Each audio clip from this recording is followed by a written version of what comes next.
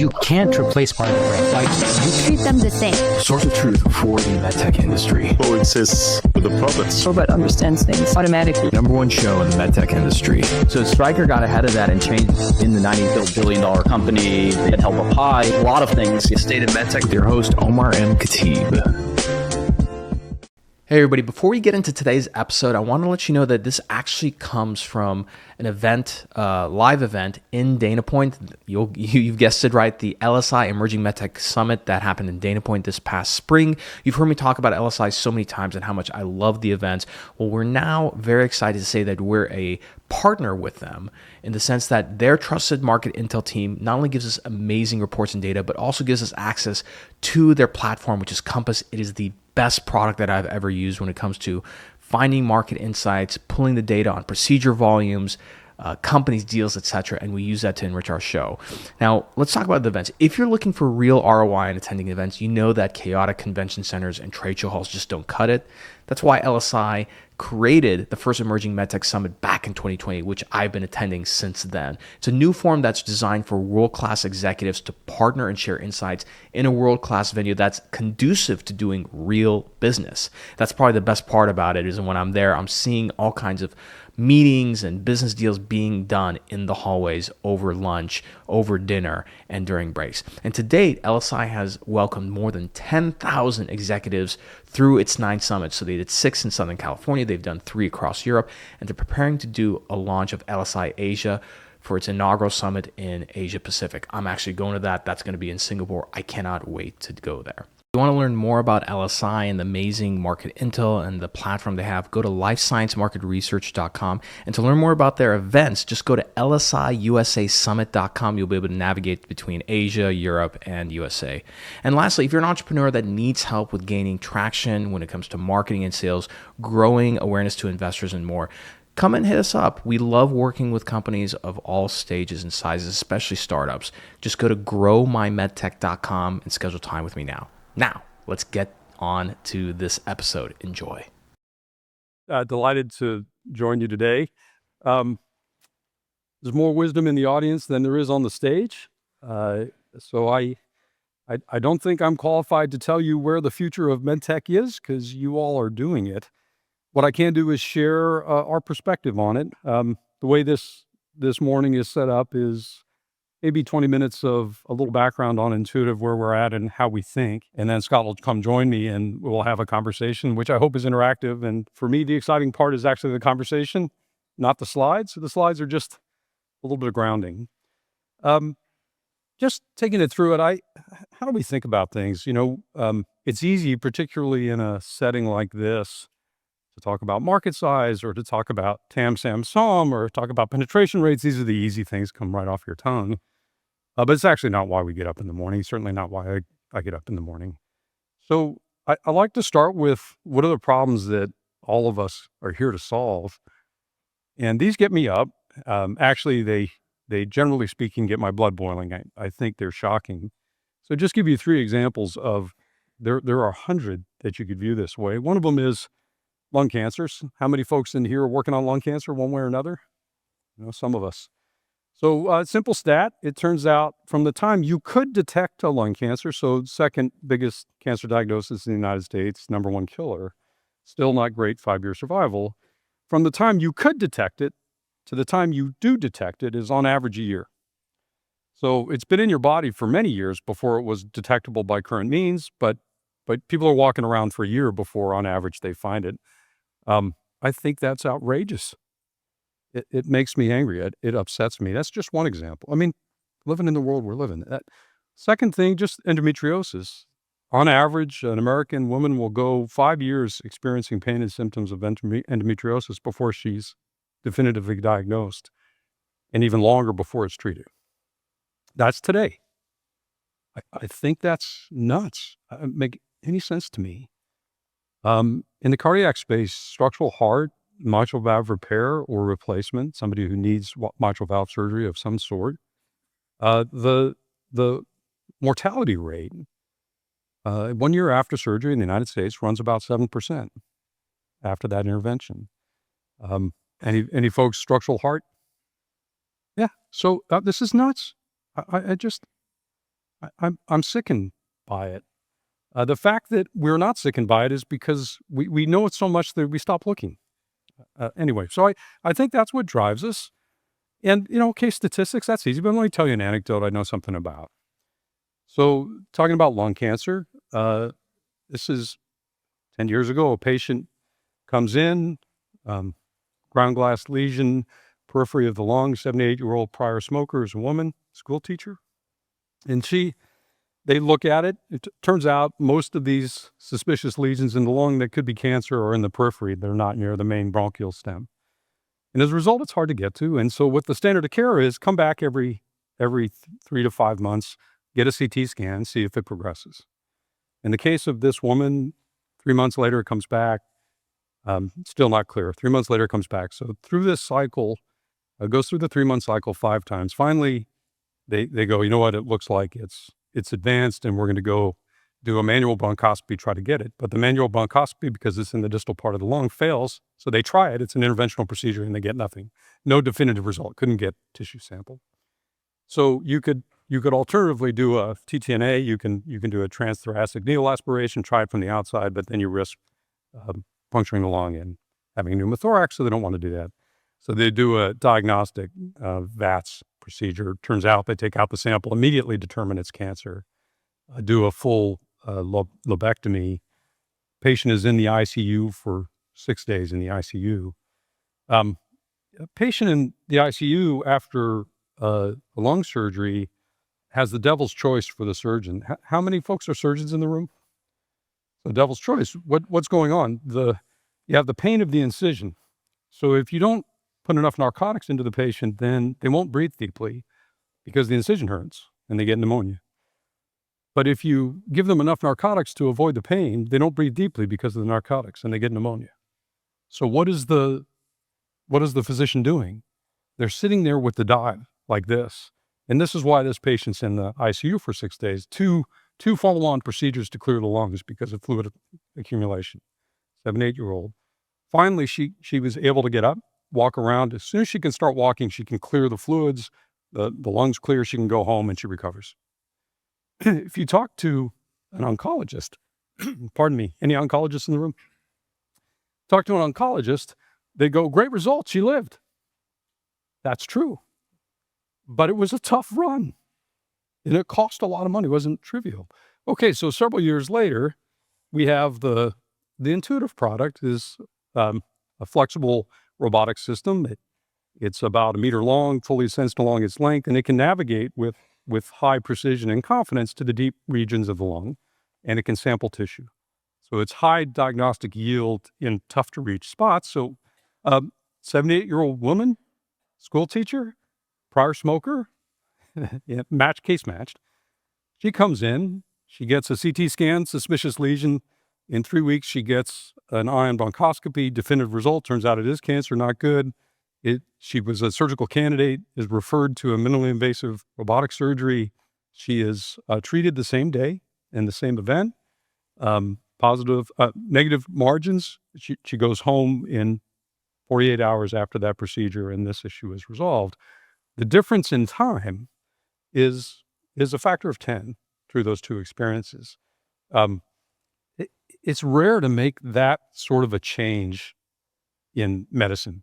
It's hard, and these are anecdotes, but it's absolutely true that these kind of technologies are pulling forward the definitive diagnosis of disease in ways that are substantially safer than they used to be.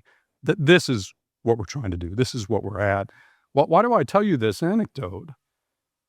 How do I know this? Well, patient one is my mother. So we experienced that firsthand. And for those, we're all patients in our own lives, and we're all caring for people. Going through these things on the sterile side of the drape is a totally different experience than going through them on the spreadsheet side of the drape. And that's what I think fires us up.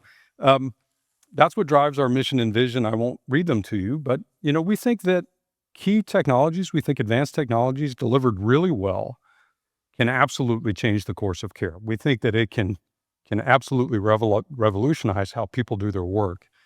I started with, here are some things. I could give you 30 examples. I'll give you 3, but here are some things in healthcare that are just crazy. We could talk about breast oncology, which I think is crazy. We could talk about colorectal cancer and talk about its treatment paradigms and what it looks like, and I think it's very tough. So what's our vision is we should identify things quickly. Why are we waiting 18 months to find definitive diagnosis? Why are women waiting 5 years to get a definitive diagnosis of endometriosis? Why don't we work on that? And then if you're going to go do it, if you're going to go solve it, then get people back to their full lives quickly, full health. Return people to full health quickly. That's what we're about. You know us as a robotics company. That is not how we think of ourselves. So robots are tools. I don't think anybody should care at all about a robot. And I'm a technologist. I've been a technologist my whole career. They're dead things. Robots are dead things. You know, the durable need is to help our customers, who are hospitals and professional physicians, deliver things that matter in the hands of their institutions. So we view ourselves as designers. We are designers of technology-enabled ecosystems that deliver programs that deliver serious results. We don't measure ourselves by how many robots we install. Of course, that matters. Of course, you're going to have to count those things, but delivering one is not the same as somebody using it to great effect. Just some stats on where we are. The company was founded in December of 1995, so this is our 30th year. There are now over 17 million procedures that have been performed by customers using our platforms. There are about 2.7 million procedures in the trailing 12 months. There are over 10,000 of these platforms out in the world. There are about 4,000 peer-reviewed clinical publications per year on a clinical publication base of over 43,000. We are amongst the most studied medical devices out there. I think this is exciting and important, and we'll talk a little bit about clinical data and study. I am a applied mathematician by training. I became CEO. I joined the company as the 11th employee in April of 1996. I became the CEO in 2010. And one of the things, so measures and metrics are important to me, but I wanted us to be measuring not our internal processes, which of course we do. I wanted to measure ourselves in the eyes of the customer in the language they use. And to do that, we instituted, at the time, the Quadruple Aim as a set of measures that we would be serious about gathering. AMA has subsequently increased this to the Quintuple Aim. So what is that? Better patient outcomes. Well, let's measure it and prove it. Let's make sure it's peer-reviewed so it can be challenged. We want to look at better care team experiences. It's hard to be a physician. So this is all about workflow and human factors and ergonomics. We wanted to have better patient experiences so that when they interact with us in any way that they are treated with respect and dignity given the position that they're in. We want to be lower total cost to treat per patient episode. We'll talk a lot about economics. I can tell you absolutely with very high confidence, well-run robotics programs are the most profitable thing our hospitals do, not the least. This is a man bites dog thing. People think, oh my God, it's an expensive robot. It can't possibly be profitable. But it's total cost to treat per patient episode, total cost of ownership. That's the measure. Many, many people stop at the instinct and don't look at the data, but go look at the data. And finally, better access to care. And if you ask yourself, do Americans have equal access to good surgery? What do you think the answer is? Anybody raise your hand if you think it's pretty close to equal access. Do you think it varies by state? Do you think it varies by city? It varies by zip code. So we went through and did the analysis. The data is all in front of you. And what it turns out is that 4 miles makes a difference. If you're 4 miles apart, somebody will walk in and be offered a surgery that was state-of-the-art 30 years ago. And 4 miles down the road, they'll be offered something that's state-of-the-art today. And if they don't know to ask, they will get what they get. It is absolutely true. It is absolutely verifiable. And it's kind of shocking. And again, this is another man bites dog story. Robotics levels. You go, how could that be? This is an expensive piece of capital equipment. But it absolutely levels. We can prove that too. We have a series of publications that have been peer reviewed that are coming out now. So these are powerful things. I think that our credibility as an organization is based on strong peer-reviewed data across the Quintuple Aim. How do we succeed in the face of strong skepticism and worries about spending? How do we possibly succeed? It's to go through this set of data with both peer review and publication, but also looking at real world evidence in the hands of our customers and sitting alongside them, same side of the table, shoulder to shoulder, and going through that data. So I think it's powerful. Let me keep moving. Why am I here? Why LSI? How do we engage with the ecosystem of innovators out there further? This is how Intuitive thinks about opportunity. This is not a judgment. Other organizations think about it differently, and that's fair. If you're a organization that's spectacular at logistics at very low cost and very high reliability, you will not view the world this way. But we view it this way. So what do we care about? First, we go for things that are aligned to our mission. I described it a minute ago. We want a substantial difference in the quintuple lane. We're trying to get not 2% differences. We're trying to get halvings or doublings. We're trying to do something that's a big difference. We're structured for that. We will do things that we think are clearly better together, that are clearly better integrated. We do not see ourselves as a merchandiser. It's not an insult, but we don't want something to have in the bag just to be in the bag. Either it's better because it's together, or we're not interested, somebody else does it well. And then finally, part is, total economics for everybody have to work, a path to healthy economics for us, for the customer, for our suppliers. If that doesn't work, it doesn't go anywhere. We have focused in the last few years. We're a focused organization. We don't look and act like a conglomerate. So we've been driving hard in general surgery, and we've had some success. We've been pushing into lung cancer diagnosis. Today, ion is used in a substantial double-digit percentage of all lung cancer diagnoses in the United States. We're well above 25%. Over a quarter are being done, and this is in 4 or 5 years across the country. We are expanding internationally. We're selling and supporting in over 70 countries. Outside the United States is outgrowing the United States by a real clip. We have a soft tissue robot that is not in the multi-port space. It's called single port, narrow access or single incision. It is the most utilized soft tissue robot that is not one of our multi-ports. So actually, relative to all the other players in the market, SP is the single port is the biggest soft tissue robot that isn't named Da Vinci. It's growing at very nice rates. We have been optimizing our global supply chain. It's gotten a little exciting with all the changes in government. We'll continue to do that. And we've been incubating machine learning, data analytics, and AI for the last several years. We started Internet of Things for our systems 15 years ago. We have been building our analytics capability sequentially over that period of time, so I'm sure we'll talk about it. Just 2 seconds on how we think. For those of you who are interested in chatting with us, our teams are here. We are serious developers. Our R&D spend is, as a percentage of revenue, is amongst the highest in our peer group. We think that innovation really matters. This is a 2-axis chart that says, what do we work on in terms of clinical application and what technologies do we try to master? Those are the 2 axes. In the center, we have business units, and we work hard against those. Our business development teams are active. They are here. I'm going to ask Alex to raise his hand. If you want to talk to our business development arm, raise it higher. They're all looking at you. Find Alex. He's the right person.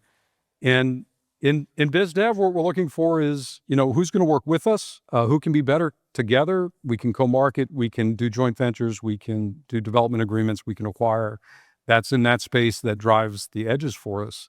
But we wanted to do more with that too. I'm a huge believer that vibrant organizations are not fortresses. They're porous. And they allow ideas to come in and out of their walls. And ideas are, of course, carried by people. So we also have Intuitive Ventures. We have several of our ventures team here. We're not typically going to ventures because we think that's a quick acquisition. That's not our objective. Our objective is to seed in the world people who will drive interesting things that expand the field of play, that will bring the kinds of ideas and technologies to our customers that expand their horizons. And we want to be a good financial return. So I'll describe our team in a minute. So those 2 separate things, they're here too. So I'm going to ask you to reach out. Some folks may think Intuitive is insular. I do not. We are acquirers. These are all companies that we have acquired over the years on my tenure. And we're highly appreciative. We use the algorithm that I just described. better together, that are going to speed us up and give and bring things to our customers that really matter. And just to give you a sense of what that looks like, 97% of the staff in acquired companies stay with us over the subsequent 18 months. We're really proud of that. When we acquire because we are dead serious about it. We're not hedging. We don't go out and acquire something as a hedge. We care. We're good at deep diligence. Our BD teams and our venture teams are very strong here. And when we commit, we commit. We're in it together. Why do people stay anywhere? They stay because you believe it. You're going to follow through. So that's what we believe. The strategic focus of our ventures team in the first couple of funds, we're 2 funds in. We get a new fund vintage about every 4 years. First has been integration and access, and our portfolio companies are here. We're very proud of them and close with them. We have been interested in precision diagnostics and other interventions. Those are our portfolio companies, and we're interested in data. And I'm sure we'll talk about it with Scott here in a minute, data, AI, and machine learning opportunities. We also are proud to work alongside other great investors, and here are the groups here. So it's a collaboration or coalition, and we're proud to be a part of it. This is our ventures team, and for the team that are in the room, if you're interested in talking to our ventures group, we have Muriel and Terry and VJ. So please come seek them. Anybody else from the ventures team here? That's it. Okay, so we're delighted to have them. We're believers in a balance between organic and inorganic.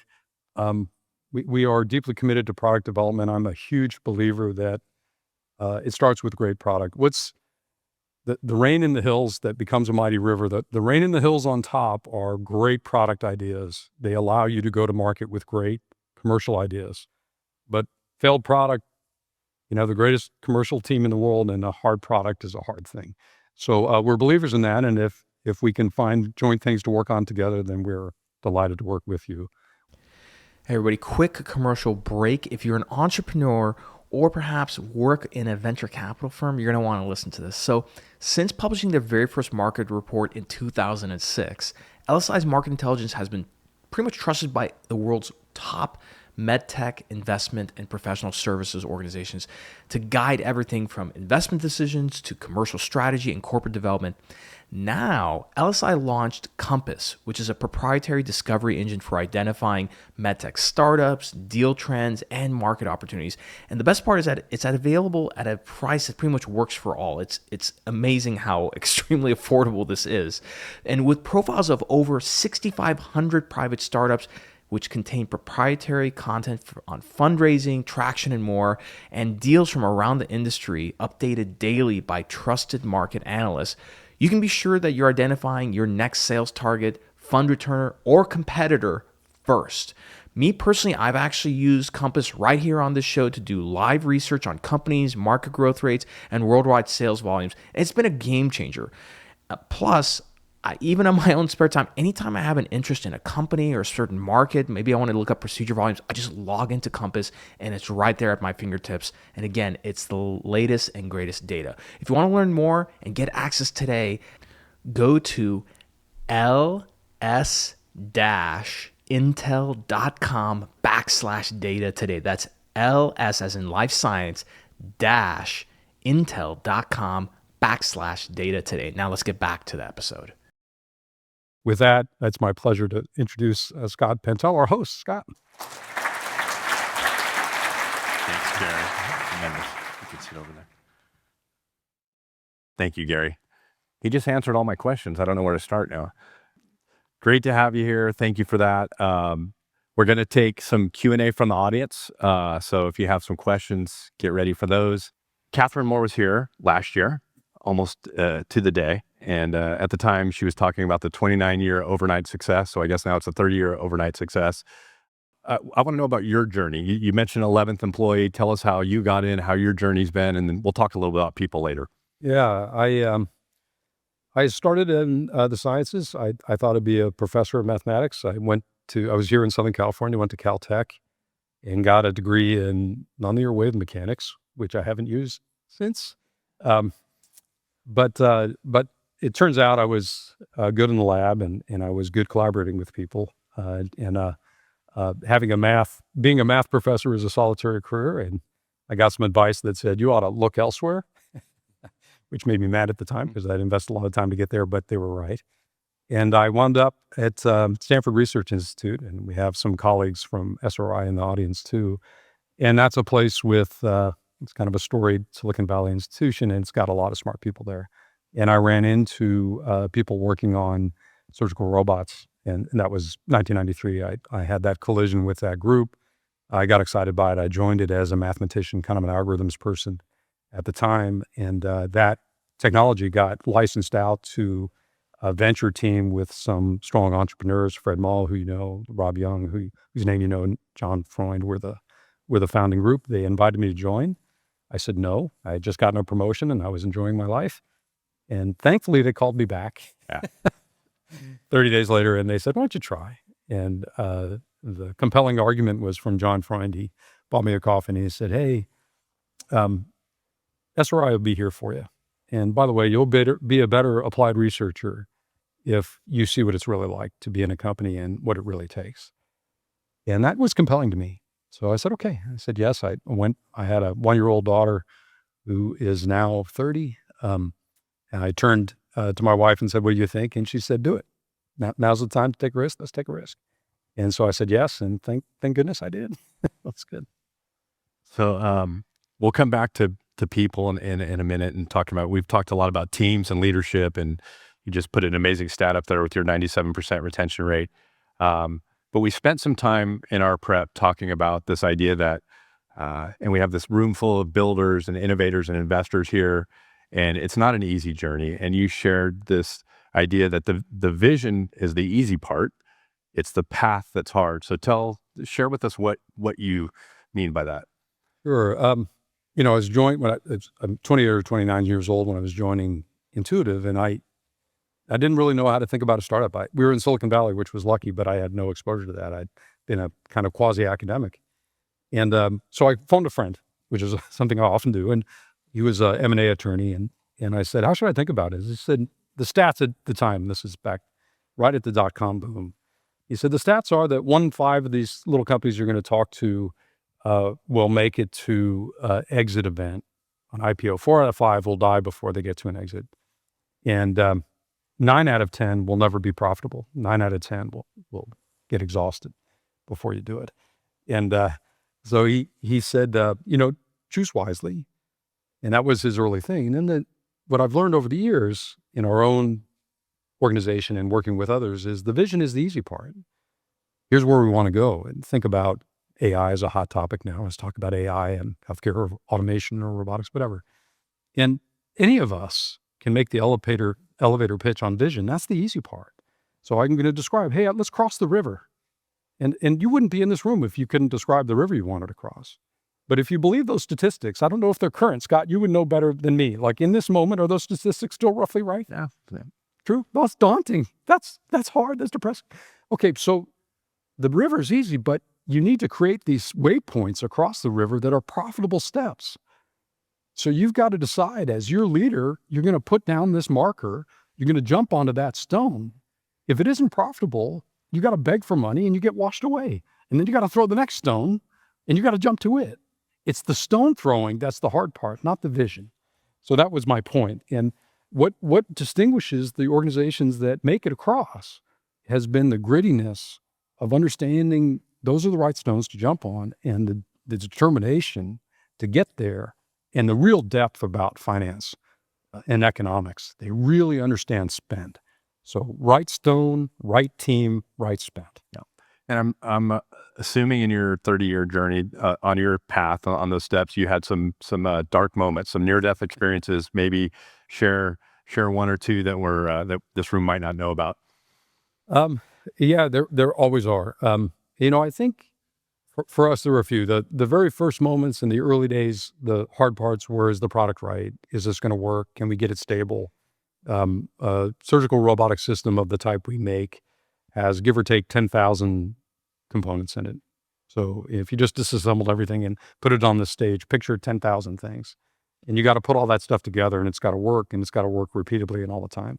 And so the early ones are, how do you get to a high level of performance?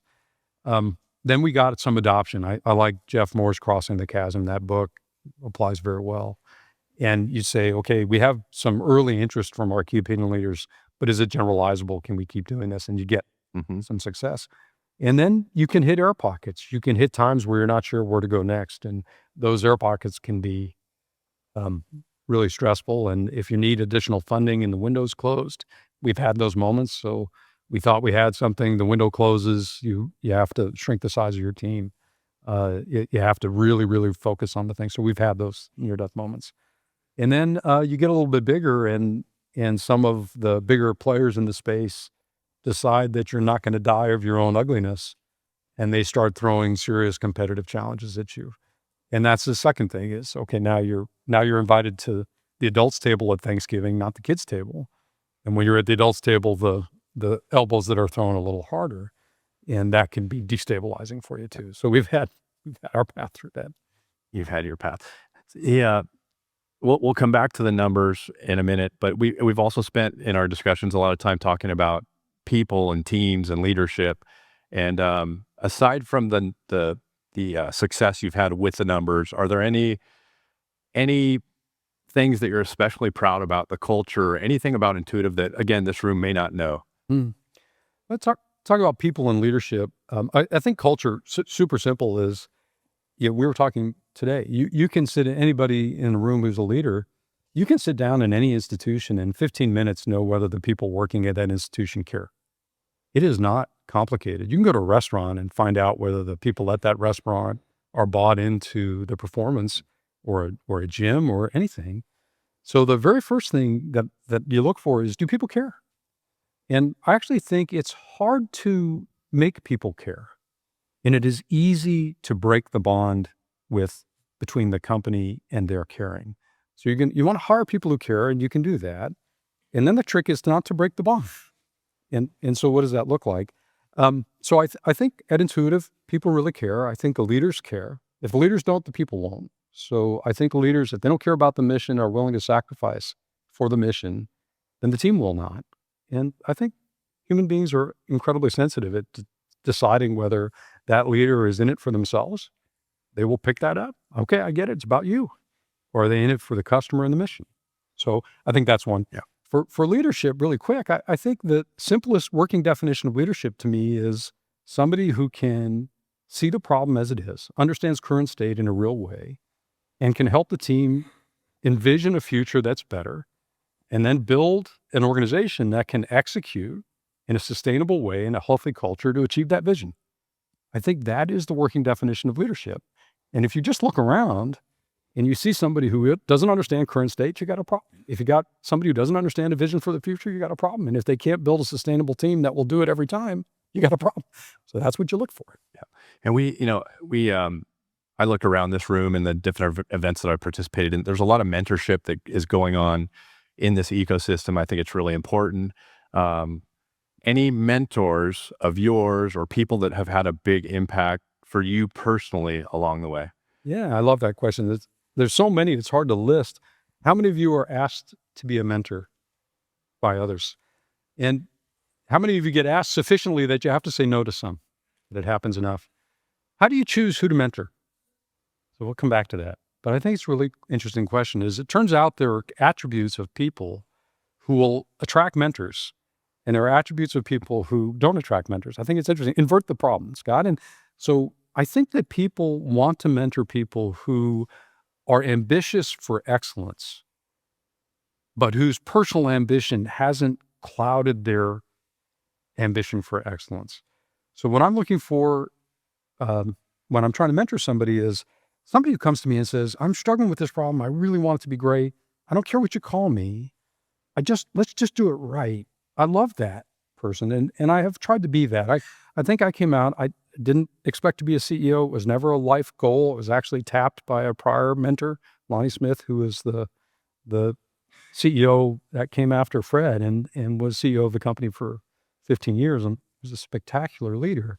But he had tapped me on the shoulder and said, hey, I think you're capable of doing more than you're doing right now. Let's talk about it. He kind of drew me out. I had a high school, I was a quiet math science kid with the great luck to be born in in Sunnyvale, California is the heart of Silicon Valley in the 60s. Like, how lucky is that? I had a calculus teacher who said, you have a talent for this. Let's help you. But I have never sought a title, and I've really never sought to be compensated like a king. I've always gone through and said, what are we trying to do? And all that kind of stuff. And I think that has drawn mentors. I had a great mentor at SRI International, a guy named Raul Martinez, who taught me discipline and how to work. And constantly you'll ask me questions, what did you do in this hard time? And my first thing is almost always phone a friend. Yeah. It's constantly phone a friend and just talk it through. Yeah. That's great. So let's come back to the numbers and we've had a conversation about this, and maybe share with us the how Intuitive has balanced value to customers, profit to investors while maintaining the phenomenal growth. What's the magic? Yeah, I don't think it's magic, just work. Priority list. Lonnie Smith wrote this, and he joined in 1997, and he wrote this within the first 3 or 4 months of being at the company. He said, here's our priority stack. And priority 1 is patient value. And we're going to make sure we work on behalf of patients. And what's patient value in our space? It's the efficacy of the procedure divided by how invasive it is. He actually got that from a cardiac surgeon named Doug Murphy. And he said, that's number 1. It's got to be better for patients. But we're not a healthcare company. We're a MedTech company. So we don't touch the patient. So priority 2 is physicians. And what do physicians want?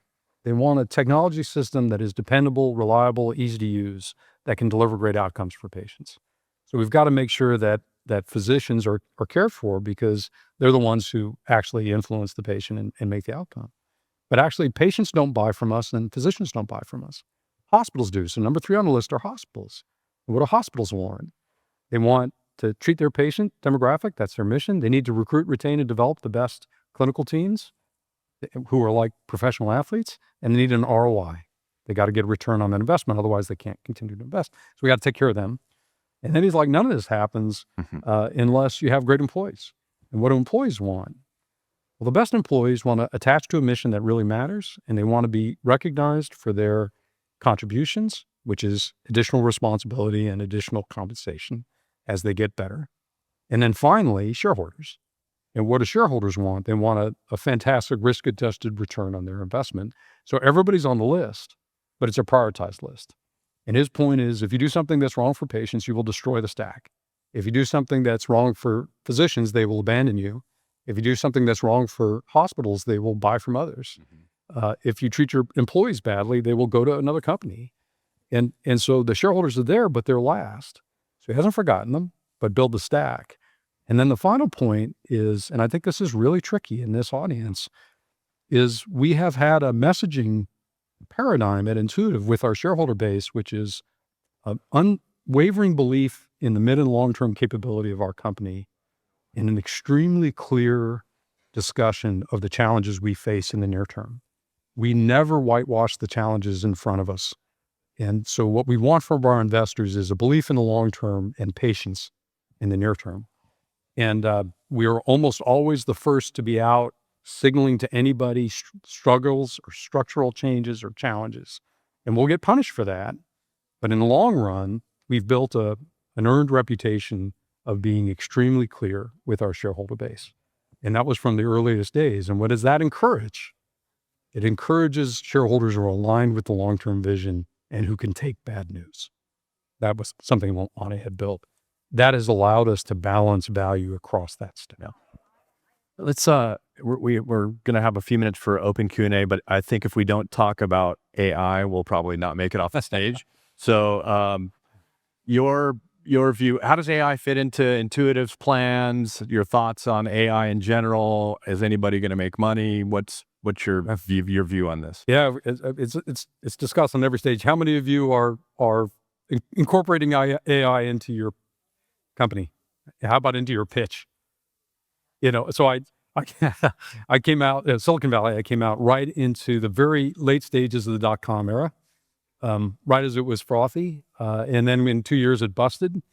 And the first building we bought as our headquarters was an online golf company, And it was gone. It was empty. We went into that building and it was painted in bright colors, and it was like the show of Silicon Valley, and the CEO's office had a little putting green in his office, and it was such an incredibly sad place because they had left as if it was a neutron bomb. There's garbage in the corners. The cups are still sitting on the tables. It was wiped out in minutes. There's a little bit of frothiness in the moment. So let's talk about AI. What is it? I like to sort of break things down to what are we really talking about? What's a Coach handbag, right? It's a leather bag with a wonderful brand on it that sells at this amount. Let's talk about what it is. So what is AI? I think the first thing here is that the foundational element of AI is high quality data that is meaningful. That is foundational. The next layer is there's a new set of regulations that are dead serious and really interesting, which is if you're going to do anything in AI that matters, you have to understand the pipes. And the pipes are wildly harder than most people think. How many of you are working on AI pipes? The data input, output, cybersecurity, privacy compliance, the pipes are trickier than you think, and you have to do them really well. Then on top of that, you get to do the math. That invites you to do the math. The math is basically commoditized. I am a math major. I've been working on this stuff forever. We can all hire the same great staff out of universities and they can do the math. The math is largely a commodity. We can all buy the chips from our partners, NVIDIA. What differentiates anything? What differentiates all these possibilities are two things. One is, do you have differentiated data that is high quality? And then the second thing is, have you decided to deliver it in a way that the customer is going to value? So does this make sense to everybody? Is this totally obvious? Okay. So when I get into this, we get pitched all the time. Internet of Things for 15 years, our digital investments have been doubling the last several years. So we're believers. I think just appending AI to your pitch is not as powerful as it should be. A lot of features out there are easy to make in demo and hard to create value. I think there are some really valuable things that are coming. I think there's a lot of excitement around things like automation. I think we can say we know the pathway to automation quite well. The speed with which you do it in a highly validated way and there's all kinds of different automation. There's data automation, which is one thing, but there's interventional automation that'll take some time. And it's because the validation the demos are crazy easy and the validation is crazy hard. So I think the winners are going to be the ones who seriously understand the validation. There's a perception out there that I think is wrong, which is take all the data in the servers, see how many servers you have, put all those servers on a scale and weigh them. That's the winner. The one who has the most server weight of data wins. I think that is false. I think it is differentiated high quality data that is the competitive differentiator. And then I think after that, it's the people who truly understand how to validate. I think there's a whole bunch of people who are going to struggle to get a lot of revenue out of AI in the beginning. And I think there are a few who are going to create data-enabled products that make a huge difference for customers in the end. Okay, we're gonna go to a rapid fire Q&A. This is the first time we've had a CEO of a publicly traded company that said, "Yeah, bring it on. Let's do Q&A from the audience." So thank you for being the brave CEO to take that on. That's the hard one. Yeah, yeah. It's true, and so thank you for that. We have a mic somewhere, and let's try to go pretty concise with some questions. We have one right here. Yep. Hi, Gary. Thank you for being here. Omar Khateeb from the state of MedTech. So I have the pleasure of having a lot of former intuitive people on my show, friends with them. It's a fascination to my audience. So one of the core philosophies Intuitive has had for the last 30 years is very much aligned with what Andy Grove wrote about in his book, Only the Paranoid Survive, which is having healthy paranoia and always disrupting yourself. So every decade you guys have done that. Fast forward to today, $173 billion market cap. You're the darling of Wall Street, one of the greatest success stories in the industry. But what comes along with that is today you have hundreds of robotic companies constantly attacking your marketing. So knowing that your market is under attack, how do you sustain that culture of constantly disrupting yourself? Let's talk about what, I love that question. At the very top, what's core economic competition in our space? What's the core? And you actually know the answer to this. It isn't robots. The core competition is a patient seeking treatment, and we all are patients. So you go through and you say, hey, I have been diagnosed with the disease, or I'm not feeling well, I have to be diagnosed. And what are the key levers? And you're all doing them, but you can go lifestyle intervention, you can go pharmacology, you can go radiation oncology. By the way, the radiation oncology folks are way ahead of all of us in automation. They've been doing it for years. You can do surgery, you can do advanced interventions that are non-surgical. Those are your choices. So what keeps us motivated is we do look around at people who are making robots, but we don't panic about that. You can't drive the car looking right and left. You should be aware of who's around you, but what's in front of you? GLP-1s came out 2 years ago and it changed surgery like that. It's a pill, or it's a shot, I'm sorry. But so that's the real thing. And so what do? We go through and say, how do we make sure that the outcomes that are being generated through our systems are competitive with drugs, are competitive with radiation oncology, are competitive with non-interventional techniques? And then we look out at other people who are doing cool computer-aided things and go, 3/4 of them are allies. A few of them are going to be head-to-head competitive, but don't panic. So that's how we think about it. Hey, hi, hello. Yossi from LEM Surgical. What's your opinion about heart tissue robotics, spine orthopedics, heart tissue? Yeah. And so you're out on the orthopedic side, and there's a lot of interesting companies out there doing a lot of interesting things. I think I really am a believer. If you start where I started in this talk, look from the bottom of your feet to the top of your head, and just go looking for bad outcomes. That's where we are. And we have small teams who do that. They call that effort inside our company growth platforms, and we run that every few years. Kind of a serious thing. Look bottom to top. Is there an opportunity for better? And I think there clearly are. And it could be better outcomes. It could be better functional outcome. It can be easier workflow. It can be lower total cost to treat. And it's an exciting space, and there are smart people in that space. So are they done? No, I think they're just beginning. But they're doing some really, really cool things. And I think pick any place in the body and say, can a computer-aided ecosystem help that? It's really hard to argue no. It's pretty hard to argue no, there's nothing to be done here. So. Hey, hi, Gary. At LSI Portugal, another overnight success founder, Todd Britton of Shockwave, spoke about the early days, and he spoke about the early days startup journey and the importance of being able to pivot to stay on that journey to success. There's a lot of early stage startup founders here in the audience, and I'm wondering if you could share a little bit about an important pivot point in the early days of Intuitive. Sure, absolutely true. We benefited early on. The founding group at Intuitive was spectacular in terms of the founders themselves, but also the first 50 people in the company we were really blessed by a really neat team. And so we started off, and the thought was in minimally invasive cardiac surgery, and that's also a 30-year overnight success. But at the time, it turned out some of our assumptions were flawed. Now, what saved us was Fred Moll at that time had gone in and said, hey, we're going to do first principles design. We're going to design for key things in surgery that we can apply to multiple applications. And he was right about that. Early on, we looked at multiple things, and then we thought cardiac surgery was the beachhead, the landing spot for this. And we were wrong about that. We tried it. It turns out it was extremely sensitive. The cardiac surgeons are rightly very conservative. And if we had stayed on that path, the company would have gone out of business. But we had customers who had started to use it in other minimally invasive surgery domains, including in urology. It was a Swiss urologist working in a German hospital that had bought a robot for cardiac. His name is Johann Binder. And Dr. Binder said, I can use this for urology. And he started doing it. Other urologists looked at it and said, maybe that's interesting. And it started to grow. And there was a key pivot in 2001, 2002 in the company where the CEO at the time, Lonnie Smith, decided, hey, we're going to focus on urology instead of cardiac, which was traumatic inside the company. We had gone public in 2000. Our stock had been cut by 2/3. We were under enormous pressure. And he said, we're going to do what we can do. He refocused the organization at that time.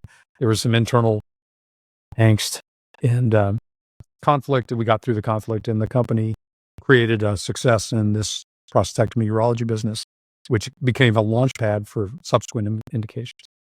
Okay. That is unfortunately all the time we have. But Gary, before we go, final thoughts, maybe some advice for all the builders and investors out here. Any watch outs or just general advice that you want to share in the closing here? Well, a thought for us. We're going into turbulent economic times. I think we were all locked on a plane with no air conditioning. We all had macaroni salad. The flight attendants have been asked to take their jump seats, and the pilots are telling us that you're flying into turbulence and it's 80 degrees in the cabin. It's going to take a strong stomach for the next several years. And I think for me, that's okay. What does that mean? I think for all of us, it's going to there's some change coming. And I think that change is unavoidable. So what do I know? How do we talk to our teams about it? What I know is that next year people will need surgery. And I know the year after that people will need surgery. And I know that 5 years from now they need surgery. And I know that better surgery lowers the total cost to treat and increases the productivity of society. I know that too. So that means that we'll get through the turbulence. It'll be shaky. And I think the organizations that are calm, that understand how to navigate through hard times will excel. And I think organizations that lose their nerve and start to thrash will struggle in the next period. So that's how we think about it. All right. Well, Gary, thank you for joining us. Thank you, Scott. I appreciate it. Thanks for checking out this episode. If you want to do me a big favor and join so many other people who have helped grow this podcast, take a second and look below. If you're on Apple, give us 5 stars and write a short review. If you're on Spotify, just give us 5 stars. And if you're on YouTube, hit the like button. And most importantly, if you can, subscribe. We release so many different episodes that you may miss. Be sure to subscribe and turn your notifications on. You get extra points with me if you subscribe across all 3 channels. Thank you so much. And if you felt like this episode helped you, send this to somebody who would really enjoy and appreciate it. Share and spread the love. We'll see you all next time.